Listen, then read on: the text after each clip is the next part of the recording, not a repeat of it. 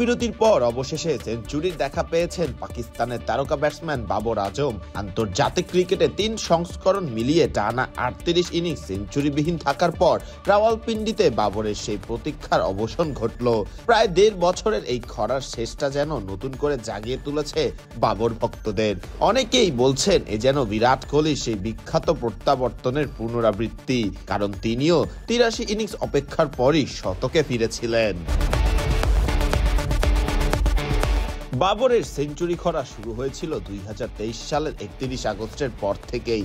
নেপালের বিপক্ষে এশিয়া কাপে করা ১৫১ রানের শতকই ছিল তার সর্বশেষ ৩ অঙ্কের ইনিংস। এরপর ব্যাট হাতেই বারবার রানের দেখা মিললেও শতকে পৌঁছানো হচ্ছিল না বাবরের।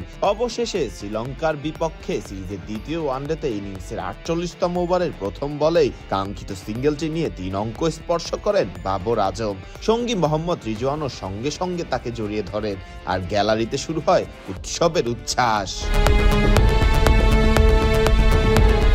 তবে এই ম্যাচটি হবে কিনা তা নিয়ে যে ছিল বড় শঙ্কা। ইসলামাবাদের সাম্প্রতিক ঘটনার পর শ্রীলঙ্কার দলের বেশ কয়েকজন খেলোয়াড় দেশে ফিরে যেতে চেয়েছেন। পরে পাকিস্তানের সেনাপ্রধান ফিল্ড মার্শাল আসিম মুনির লঙ্কান বোর্ডের শীর্ষ কর্মকর্তাদের সঙ্গে আলোচনা করে সফর চালিয়ে যেতে অনুরোধ জানান।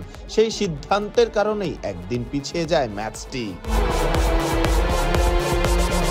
ম্যাচে টসে হেরে ব্যাট করতে নামে শ্রীলঙ্কা। নির্ধারিত ৫০ ওভারে ৮ উইকেট হারিয়ে ২৮৮ রান তোলে। তাদের পক্ষে সর্বোচ্চ ৫৪ রান করেন জানিত লিয়ানাগে, আর কামিন্দো ম্যান্ডিস যোগ করেন আরও ৪৪ রান। পাকিস্তানের হয়ে হারিস রফ ও আবরার আহমেদ ৩টি করে উইকেট পান। জবাবে দারুণ শুরু এনে দেন ফখর জামান ও সাইম আইয়ুব। প্রথম উইকেট জুটিতে তারা যোগ করেন ৭৭ রান। আইয়ুব ৩৩ রানে ফিরে গেলেও ফখর জামান খেলেন ধীর স্থির ৭৮ রানের ইনিংস। এরপর বাবর ও রিজওয়ান বাকি পথটা সহজেই পাড়ি দেন। বাবর অপরাজিত থাকেন ১০২ রানে, রিজওয়ান শেষ করেন ৫১ রানে। ১০ বল হাতে রেখে ৮ উইকেটের জয় পায় পাকিস্তান এবং ৩ ম্যাচ সিরিজ নিশ্চিত করে ২-০-তে।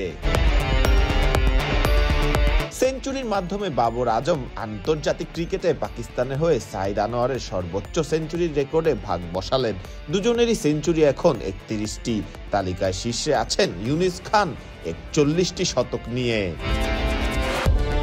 ফারদিন রহমান সকাল, বিডি ক্রিক টাইম।